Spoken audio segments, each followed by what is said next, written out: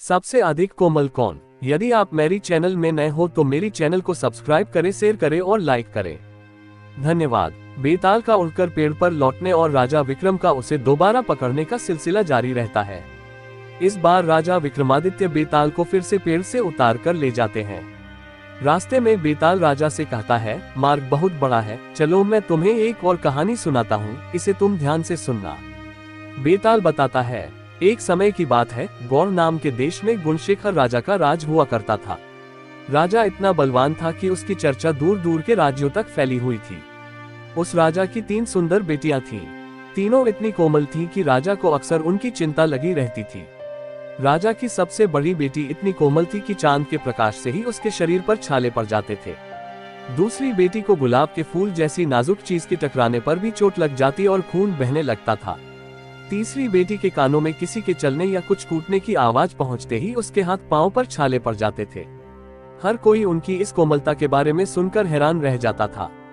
कई राजकुमार उनसे शादी भी करना चाहते थे, लेकिन उनकी कोमलता के बारे में जानकर पीछे हट जाते। राजा को उनकी शादी की चिंता सताने लगी।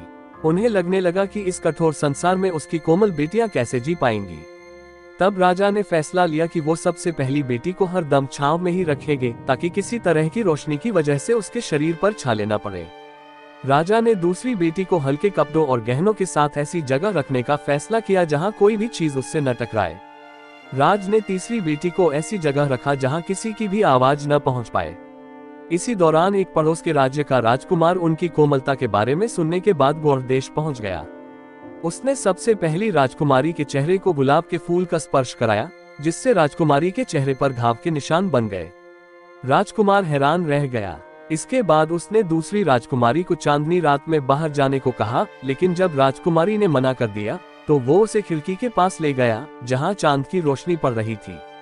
चांद की रोशनी राजकुमारी पर पड़ते ही उसके शरीर पर छाले पड़ गए। अगले दिन राजकुमार ने सभी लोगों से मसाला कूटने के लिए कहा, जिसकी आवाज सुनकर सबसे छोटी राजकुमारी बेहोश हो गई। इतनी कहानी सुनाकर बेताल एकदम चुप हो गया और राजा विक्रम से पूछा, महाराज ये बताइए कि इन तीनों राजकुमारियों में से सबसे अधिक सुकुमारी व कोमल कौन सी है और राजकुमार कौन सी राजकुमारी से विवाह करेगा?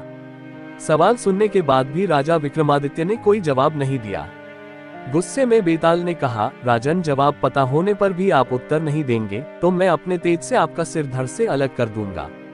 इतना सुनने के कुछ देर बाद राजा बोले, तीसरी राजकुमारी सबसे अधिक सुकुमारी है, क्योंकि बिना कुछ किए ही उसके हाथ पैर पर छाले पड़ रहे थे और वो बेहोश हो रही थी।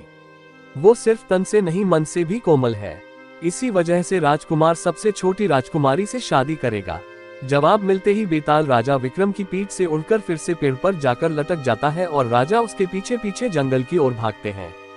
कहानी से सीख, इंसान को अपना मन साफ रखना चाहिए। साफ मन वाले लोग दूसरों के दुख को पहचान लेते हैं। पूरी कहानी सुनने के लिए धन्यवाद।